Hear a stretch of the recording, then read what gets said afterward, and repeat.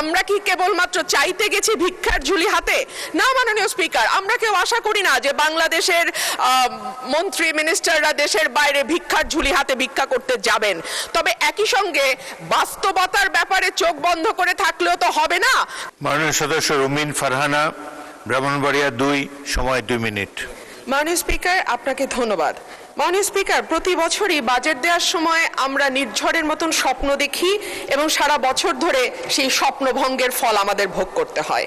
মাননীয় স্পিকার, এই বাজেটে ব্যয় ধরা হয়েছে 9,38,000 কোটি টাকা, আয় মাত্র 6,95,000 কোটি টাকা, ঘাটতি 2,43,000 কোটি টাকা। এটুকু হলেই হতো মাননীয় স্পিকার, কিন্তু আয় 6,95,000 কোটি টাকার যে লক্ষ্যমাত্রা ধরা হয়েছে সেটা কোনো বছরই এই আয় রাজস্ব আদায় করা যায় না। ফলে যেটা হয়, ঘাটতি বাড়তেই থাকে এবং সেই ঘাটতির জন্য আমরা দেশি বিদেশি ঋণ কিংবা বিনিয়োগের উপর নির্ভর করি। আমাদের মাননীয় প্রধানমন্ত্রী সম্প্রতি চীন সফর করেছেন।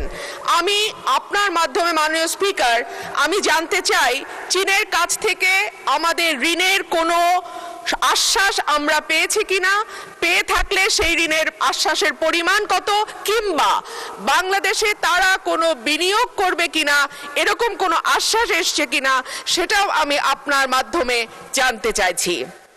মাননীয় স্পিকার, আমাদের পররাষ্ট্রমন্ত্রীকে যখন সাংবাদিকরা এই সংক্রান্ত প্রশ্ন করেছিলেন, তিনি বেশ সরাসরি উত্তর না দিয়ে অস্বস্তির সঙ্গে বলেছিলেন যে আমরা কি কেবলমাত্র চাইতে গেছি ভিক্ষার ঝুলি হাতে?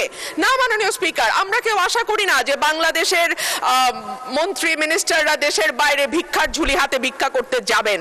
তবে একই সঙ্গে বাস্তবতার ব্যাপারে চোখ বন্ধ করে থাকলেও তো হবে না, কারণ আমাদের ঘোষিত ঘাটতি হচ্ছে 2,43,000 কোটি টাকা এবং সেই একই সঙ্গে গত 4 বছর ধরে বাংলাদেশে চলমান উচ্চ মূল্যস্ফীতি, অর্থনৈতিক প্রবৃদ্ধির মন্থর গতি, বেসরকারি বিনিয়োগের স্থবিরতা, রাজস্ব আহরণে বড় ঘাটতি, খেলাপি ঋণের বৃদ্ধি, ব্যাংকের তারল্য সংকট, জ্বালানি সরবরাহে অব্যাহত সীমাবদ্ধতা ইত্যাদির মুখোমুখি চলছি আমরা।